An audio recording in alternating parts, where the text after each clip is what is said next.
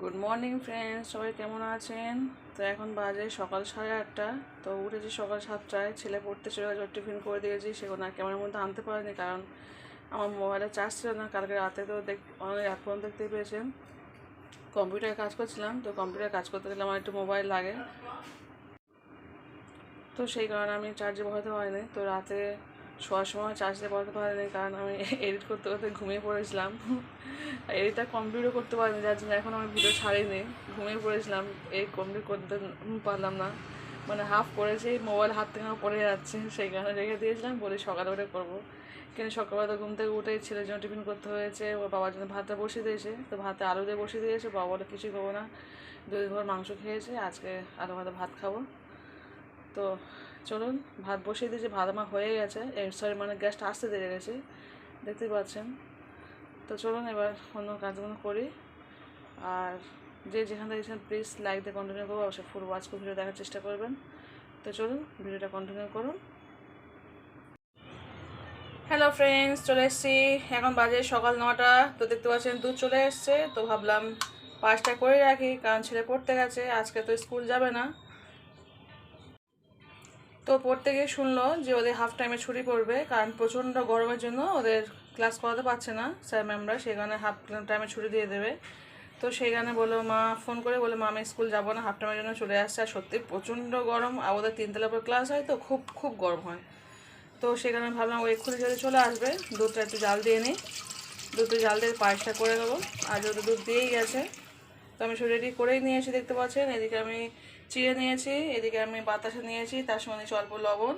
তো একবার পায়েসটা করে দিচ্ছি। ছোটোবাবু যদি এখন ঘুমাচ্ছে, তো ঘুম থেকে উঠে খাবে, সেই কারণে। হ্যালো ফ্রেন্ডস, দেখতে পাচ্ছেন আমার দুধ উতলে গেছে। তো আমি দিয়ে দিচ্ছি বাতাসা।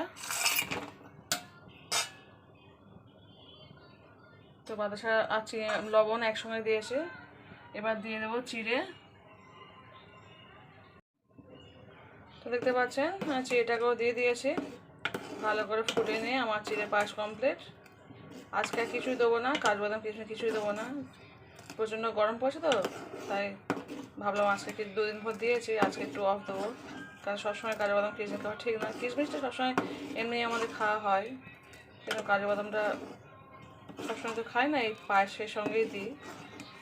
তো যাই চলুন পায়েসটা হয়ে যাক। হ্যালো ফ্রেন্ডস, দেখতে পাচ্ছেন পায়েস আমার পুরো কমপ্লিট। তো চলুন গ্যাসটাকে অফ করে দিই, বাবু আসলে ওকে দিয়ে দেবো। আর ছোটো তো ঘুমাচ্ছে, ও তো উঠবে সেই 11টার সময়। কমপ্লিট হয়েই থাকলো, এবার যে যখন আসবে তাকে একটু একটু দিয়ে দেবো। তো চলুন একটু আম ছিলবো, আম দিয়ে একটু খাবো। এই পায়েস এরকম করে না, পাকা পাকা মিষ্টি মিষ্টি আম দিয়ে খেতে খুব ভালো লাগে। তো চলুন আমটা ছিলে নিই। হ্যালো ফ্রেন্ডস, দেখতেই পাচ্ছেন চলে এসেছি। ছেলের খাওয়া হয়ে গেছে, আর ছোটো ছেলেকেও খাইয়ে দিয়েছি, সবার খাওয়া হয়ে গেছে। শেষে একটুখানি পায়েস ছিল, তা ভাবলাম আমি খেয়ে নিই। তো চলে এসেছি আম নিয়ে আর পায়েস নিয়ে। আমার আম দিয়ে পায়েস খেতে খুব ভালো লাগে। তো ওদেরকেও দিয়েছিলাম, ওদের 2 ভাইকে একটা আম নিয়ে দুজনকে দিয়েছি। আর আমি একটা গোটা আম নিয়ে চলে এসেছি, কারণ আম আমার খুব ফেভারিট। তো চলুন খেয়ে নিই। অল্প একটু পায়েস, তার সঙ্গে একটু আম, দারুণ খেতে লাগে।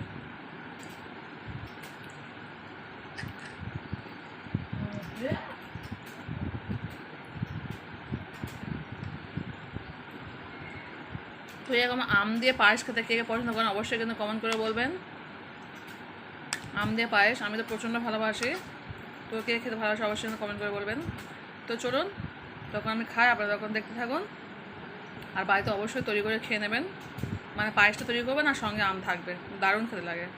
চিড়ে দিয়ে তো আম আমরা মাখিয়ে অনেকভাবে খেয়েছি, কিন্তু এরকম পায়েস করে নিয়ে তার সঙ্গে আম খাওয়া মজাই আলাদা।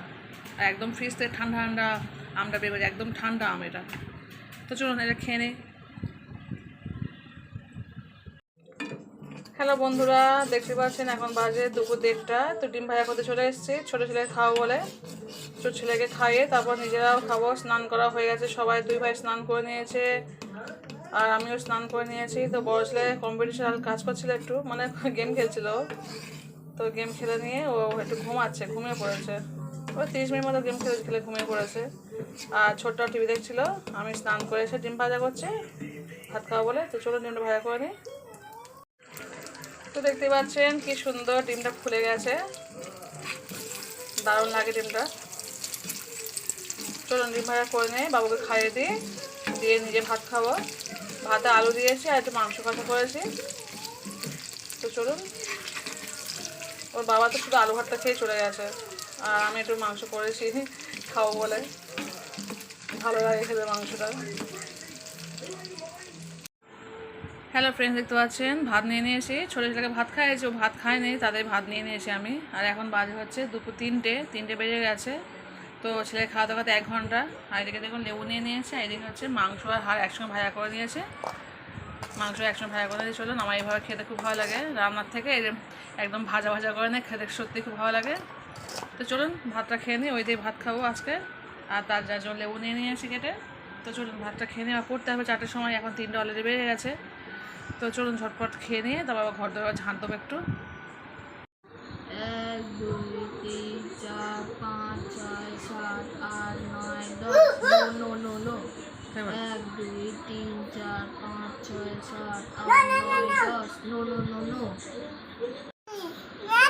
A B C D বল A B C D